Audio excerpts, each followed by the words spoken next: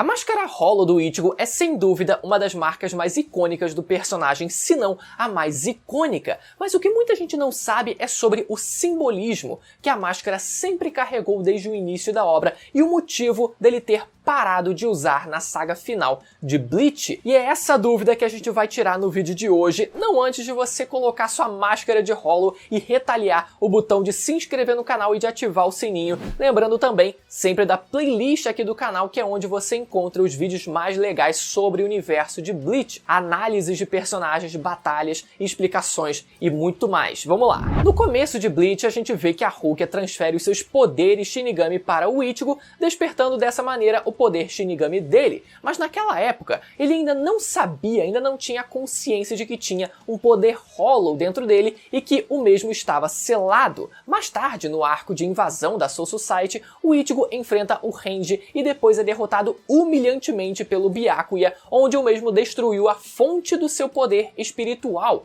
que é chamado de Hakusui, e também o seu Saketsu, sendo o Saketsu o órgão que impulsiona a energia espiritual e trabalha em sincronia com o Hakusui, que é a fonte do poder Shinigami. Logo após isso, Urahara treina o Ichigo com o intuito de trazer o seu poder Shinigami de volta lá no volume 8, e nesse treinamento vemos pela primeira vez a parte Hollow do Ichigo se manifestando com o poder de uma máscara. A propósito, nesse volume em que o Ichigo manifesta sua forma Hollow pela primeira vez, o nome do volume é The Blade and Me, então marque bem esse nome. E para entender por que o Ichigo deixou de usar a máscara Hollow ao final da série, a gente precisa entender como a máscara de fato funciona. Vocês vão ver que tem muita coisa legal que talvez vocês não tenham reparado. A relação Shinigami, Hollow e Quincy do Ichigo é muito mais profunda do que aparenta, e a origem desses poderes estão presentes no volume Everything But the Rain, que a gente vai falar um pouco daqui a pouco. E o que seria a máscara Hollow? Simples, uma manifestação do poder Hollow do Ichigo,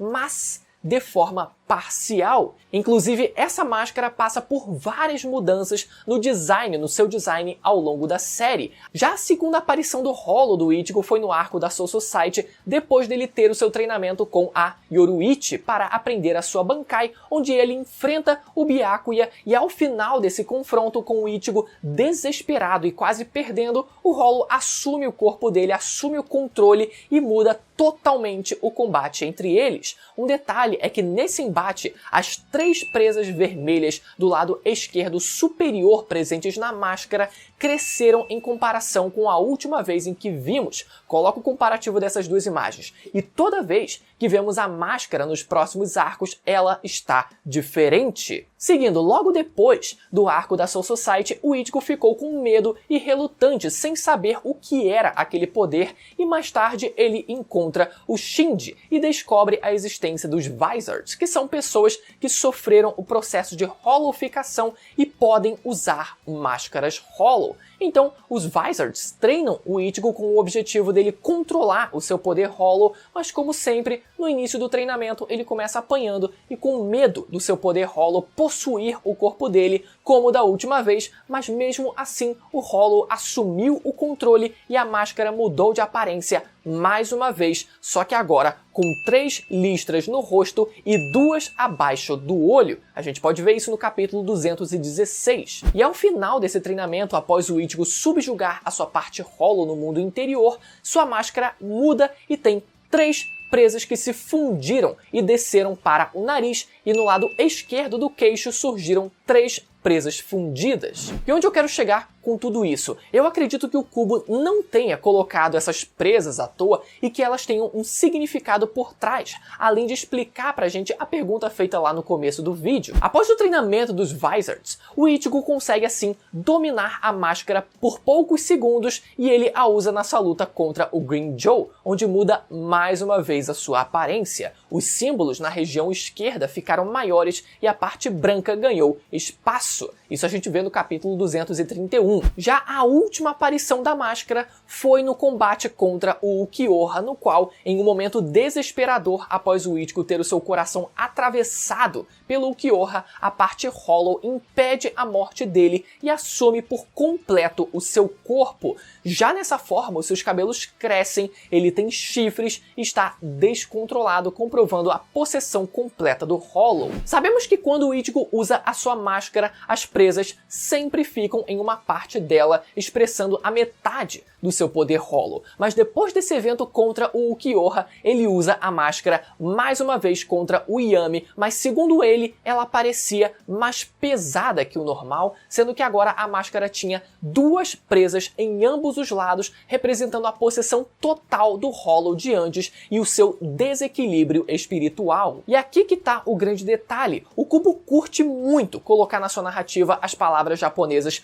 Tsuki e Getsu, que ambos significam lua. É só pegar como exemplo o próprio golpe do Ichigo, o Getsuga Tensho, que tem o formato de lua minguante. Então, seguindo essa lógica, não seria bizarro comparar a evolução do Ichigo pelas marcas de sua máscara com as fases da lua, crescendo da lua nova até a lua cheia, na qual ele atinge o clímax do seu poder e depois minguando até a escuridão. Lembram do Getsuga Tensho final? O Ichigo nessa forma se transforma no próprio Getsuga, ficando com trajes escuros, cabelos longos, pretos e com uma máscara cobrindo até metade do seu rosto. E a sua técnica nessa hora é chamada de Mugetsu, que significa literalmente céu sem lua, ou seja, significando o fim de tudo, das suas fases, da sua Heiatsu e do seu poder Shinigami. E quando o Ichigo perdeu a sua Heiatsu depois da luta contra o Aizen, ele automaticamente perdeu a sua ligação também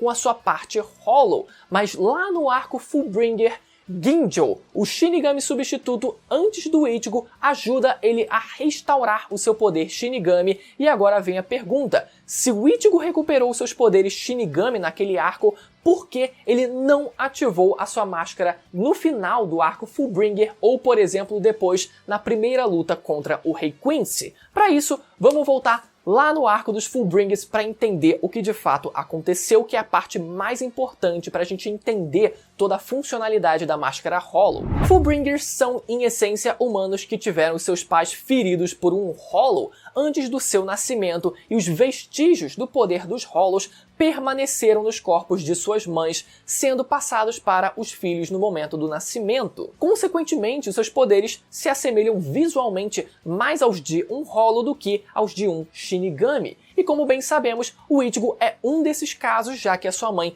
foi atacada por um Hollow antes do seu nascimento. Dessa forma, Fullbringers são capazes de manipular as almas que residem em toda matéria física, e ao desenvolver uma afinidade por um determinado objeto em específico, um Fullbringer pode alterar sua forma, concedendo poderes a ele. No caso do Ichigo, foi o seu emblema de Shinigami substituto que ele carregava com ele durante todos os arcos, e que ele usa para transformar primeiro no Manji e usar como uma espécie de boomerang. Depois ele consegue transformar o emblema numa lâmina negra e simular uma roupa de Shinigami, e depois de treinar ainda mais, ele assume uma aparência com essa armadura esbranquiçada de Hollow por cima de uma roupa preta, e o seu emblema novamente se transformando numa espada. E aqui é importante notar que essa mudança de visual na roupa do Ichigo se dá pelo alto nível de energia espiritual que ele tinha, que acabava por influenciar não só a aparência do seu emblema ali se transformando numa espada, mas também nele próprio, né? Transformando também a própria roupa dele. Óbvio que é mais uma desculpa pra gente ter um visual diferente a cada momento que se passa pro Ichigo. Mas é importante lembrar que essa mudança de roupa do Ichigo também acontecia quando ele ativava a sua Bankai, então era algo que já vinha previamente estabelecido. Mas como o Ichigo conseguiu despertar esse poder se ele tinha perdido esse poder na luta contra o Aizen? Acontece que mesmo que o Ichigo tivesse perdido os seus poderes, isso não significava que ele tinha se tornado um humano comum. Na verdade, ele ainda tinha vestígios dos seus poderes no interior de sua alma, só que ele não conseguia acessá-los. E com a ajuda do Ginjo, ele conseguiu fazer isso, que foi canalizando esses poderes através do seu emblema de Shinigami. Só que além do Ichigo ter perdido os seus poderes tendo usado o Getsuga Tensho final e depois ter conseguido recuperar esses poderes, no final do arco dos Fullbringers, o Ichigo acaba sendo traído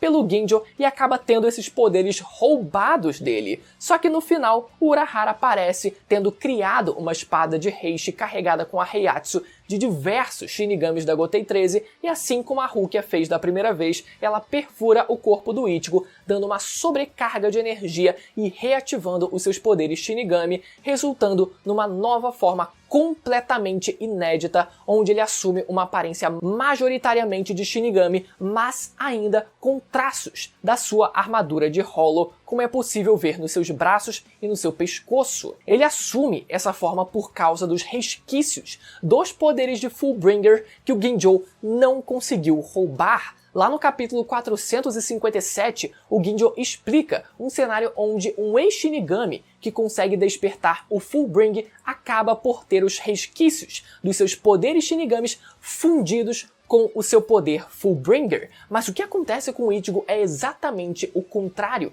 Ele se torna um ex-Fullbringer com resquícios de poderes Fullbringer, já que ele teve os seus poderes roubados, né? Que acabam se fundindo com o seu poder Shinigami recém-despertado pela espada de Heishi. E os poderes de Shinigami acabam se fundindo com aqueles resquícios dos poderes Fullbringer, resultando nessa nova forma, que tem muito mais uma característica visual de Shinigami, mas ainda carrega alguns vestígios dos poderes Fullbringer. Então não é como se o Ichigo não usasse mais o seu poder Hollow, ele continua usando, a gente vê isso no visual que ele assume, né, no final do arco Fullbringer, só que agora ele usa esse poder unido ao seu poder Shinigami e assim assumindo uma aparência diferente. Por isso, ele não usa mais a clássica máscara de Hollow. Já no último arco do mangá, o Ichigo tem sua última conversa com o velho Zangetsu no mundo interior, onde ele descobre e aceita que o Hollow branco era, na verdade, a sua verdadeira Zanpakuto esse tempo todo, e todos aqueles momentos que o Hollow aparecia, ele estava tentando proteger o Ichigo do perigo. Depois de descobrir isso, vemos no capítulo 542 que agora ele tem duas Zanpakuto, uma sendo o seu poder Hollow, que é a lâmina maior, e o outro sendo o seu poder Quincy, que é a lâmina menor. Ou seja, ele finalmente controla e aceita totalmente esse poder Hollow como um Shinigami, assim como aceita a sua parte Quincy. O Ichigo agora estava completo. Lembra que eu falei lá no início para marcarem o nome do volume The Blade and Me? Então, no capítulo que o Ichigo finalmente descobre a verdade que o Hollow é a sua Zanpakuto e que sempre estava ali para protegê-lo pelas palavras do próprio Zangetsu, o nome dos capítulos são The Blade and Me 2 e The Blade is Me. E como curiosidade, no volume The Blade and Me, vemos o Zangetsu pela primeira vez e no capítulo The Blade is Me, o vemos pela última vez. E por fim, durante sua batalha final contra o Yhwach, ele ainda ativa um outro modo híbrido, transformando agora o seu poder em metade Hollow, onde as presas marcam o seu corpo. Nessa mudança, ele consegue ativar a sua metade Hollow sem entrar em desespero e sem estar relutante, concluindo assim que finalmente ele aceitou o seu lado Hollow e que não precisaria mais da sua máscara, que era um sinal claro que ele ainda não tinha aceitado totalmente o seu Hollow e que não era o verdadeiro poder do Ichigo por completo. Mas talvez eu faça ainda um vídeo mais pra frente falando só sobre essa transformação em específico para não ficar muita coisa aqui nesse vídeo. O importante é que a grande pergunta desse vídeo foi respondida. Agora, se você quiser saber mais sobre a identidade do velho Zangetsu, eu te convido a assistir esse vídeo que vai aparecer na tela agora, ou você pode maratonar a playlist de Bleach aqui do canal para você ficar por dentro de tudo sobre esse universo, beleza? Um compiladão maneiro com vários vídeos explicativos como esse aqui, beleza? Até a próxima, tchau!